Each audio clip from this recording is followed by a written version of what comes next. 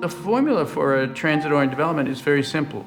It's diversity in population and in land use. And so you have a place where you have a range of housing opportunities. You don't want to ever say, this is a place for one kind of person, lofts for young people or condos for empty nesters or apartment buildings for seniors or anything like that.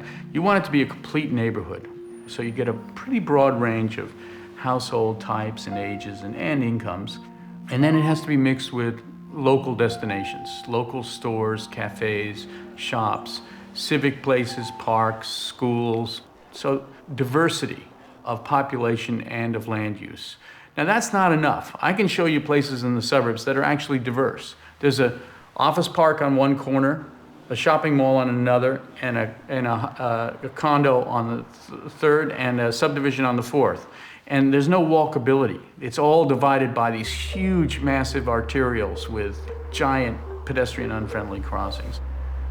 And we really had to work hard to invent a landscape that would make a local destination a car trip. I mean, it took some doing, but we somehow achieved it, and which is, any local destination happens to now be on an arterial, a place where you look kind of foolish walking, if not in danger.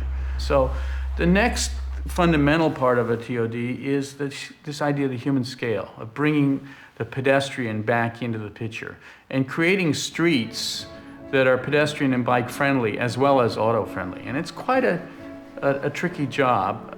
Once again, the old paradigm is there, Elm Street leading to Main Street. It's pretty good formula, and it does work, and it is being reborn, and we're seeing that. People like to shop on Main Street more than in the mall, and certainly they like to be able to walk there without having to cross an 8-lane arterial. And so that walkability and pedestrian human scale plays on many levels. I mean, what do you experience as you walk?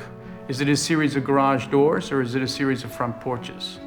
Do you have that old tree canopy overhead? There are lots of issues about how you shape the public domain so that it's really truly pedestrian friendly.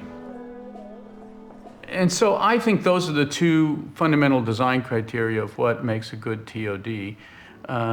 Density, intensity, these are things that vary place to place.